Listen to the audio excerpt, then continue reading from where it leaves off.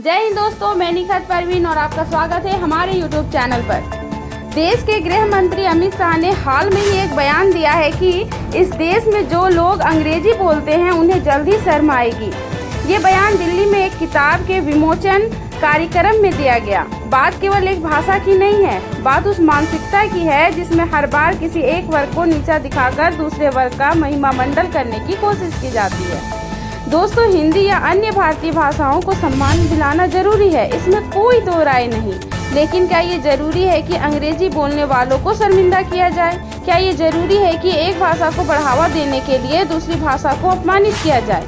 Bharatiya Janata party की राजनीति में ये तरीका बार बार दोहराया गया है, चाहे धर्म के आधार पर हो या भाषा के नाम पर। दोस्तों, आज अमित शाह का बयान कहीं न कहीं यह संकेत देता है कि अब अंग्रेजी को भी दुश्मन की तरह पेश किया जाएगा। क्या इससे भारत का भला होगा? क्या इससे हमारे बच्चों को, हमारे युवाओं को कोई फायदा मिलेगा? अंग्रेजी जानना आज के दौर की ज़रूरत है। यह ग्लोबल कम्युनिकेशन की भाषा है, दुनिया से जोड़ने का जरिया है। कॉल सेंटर, BPO, अंतर्राष्ट्रीय व्यापार, सब में इसकी भूमिका अहम है। दोस्तों, हमें याद रखना होगा कि भाषा केवल संवाद का माध्यम नहीं होती, यह अवसरों का दरवाज़ा भी खोलती है। क्या हम अपने बच्चों से ये दरवाज़ा बंद करना चाहते हैं? जर्मनी और चीन जैसे देश अंग्रेजी को जरूरी नहीं मानते, लेकिन वहाँ की शिक्षा, टेक्नोलॉजी और अवसरों की उपलब्धता अलग स्तर की है। भारत की ज़मीनी हकीकत अलग है। और अगर यह बयान विपक्ष पर हमला था कि मोदी जी की अंग्रेजी का मजाक उड़ाया जाता है, तो इसका जवाब क्या पूरे देश को शर्मिंदा करके दिया जाएगा? क्या प्रधानमंत्री के लिए आलोचना का जवाब पूरे समाज को लक्षित करके दिया जाएगा? दोस्तों, डोनाल्ड ट्रंप की भारत को लेकर की गई टिप्पणियां हो या गालवन की घटना, क्या प्रधानमंत्री नरेंद्र मोदी अंग्रेजी की वजह से चुप थे? नहीं। जब वे हिंदी में भी बोलते हैं तब भी कई बार वे सच नहीं बोलते या चुप रहते हैं। ये मामला भाषा का नहीं, नैतिक साहस का है।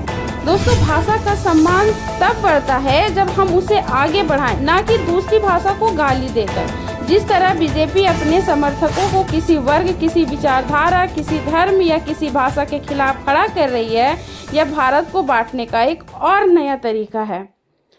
हमारे समाज को समझना होगा कि अंग्रेजी विरोध से हमें कुछ नहीं मिलेगा। बच्चों का भविष्य, ज्ञान का विस्तार, अवसरों की उपलब्धता, ये सब भाषा के विस्तार से जुड़ा है। और अंग्रेजी चाहे हम माने या ना माने, आज की वैश्विक दुनिया की सच्चाई है। दोस्तों, अमित शाह का यह बयान खतरनाक है और इसका जवाब जरूरी है। नहीं तो आने वाले समय में कॉन्वेंट स्कूल, पब्लिक स्कूल और यहाँ तक कि अंग्रेजी अखबार भी निशाने पर होंगे। ये वह राजनीति है जो नफरत और भय पर टिकी है और अब उसे भाषा का मोर्चा मिल गया है। धन्यवाद। मिलती हूँ नए वीडियो, नई खबर के साथ। तब तक के लिए जय हिंद, जय भारत।